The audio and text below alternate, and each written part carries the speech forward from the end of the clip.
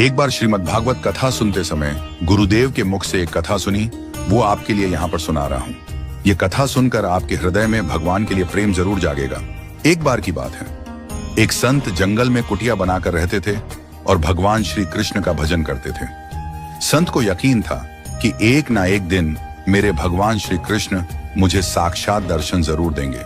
उसी जंगल में एक शिकारी आया। उस शिकारी ने संत की कुटिया देखी तो वह कुटिया में गया और उसने संत को प्रणाम किया और पूछा कि आप कौन हैं और आप यहाँ क्या कर रहे हैं। संत ने सोचा, यदि मैं इससे कहूंगा कि भगवान श्री कृष्ण के इंतजार में बैठा हूं, उनका दर्शन मुझे किसी प्रकार से हो जाए तो शायद इसको ये बात समझ में नहीं आएगी। संत ने दूसरा उपाय सोचा। संत ने शिकारी से पूछा, भैया पहले आप बताओ कि आप कौन हो और यहाँ किस लिए आए हो।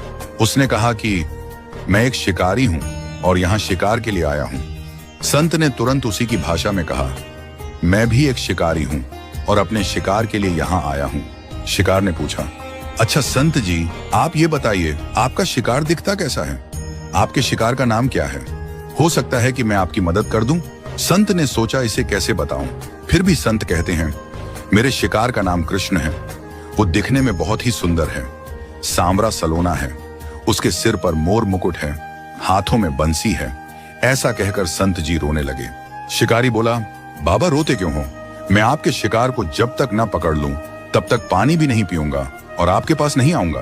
अब वह शिकारी घने जंगल के अंदर गया और जाल बिछाकर एक पेड़ पर बैठ गया। यहां पर इंतजार करने लगा।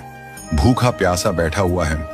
एक दिन बीता, दूसरा दिन बीता और फिर तीसरा दिन।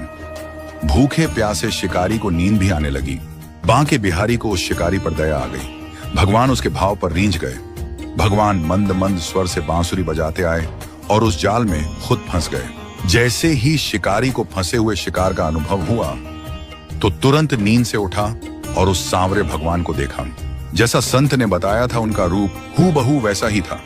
वह अब जोर जोर से चिल्लाने लगा, मिल गया, मिल गया, शिकार मिल गया। शिकारी ने उस शिकार को जाल समेत कंधे पर बिठा लिया और उसकी खुशी का तो मानो ठिकाना ही नहीं रहा।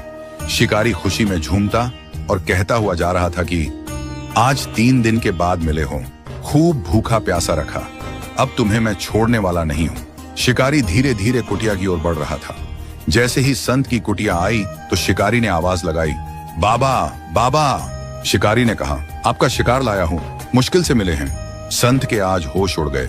संत शिकारी के चरणों में गिर पड़े। संत आज फूट फूट कर रोने लगे। संत कहते हैं, मैंने आज तक आपको पाने के लिए अनेक प्रयास किए प्रभु, लेकिन आज आप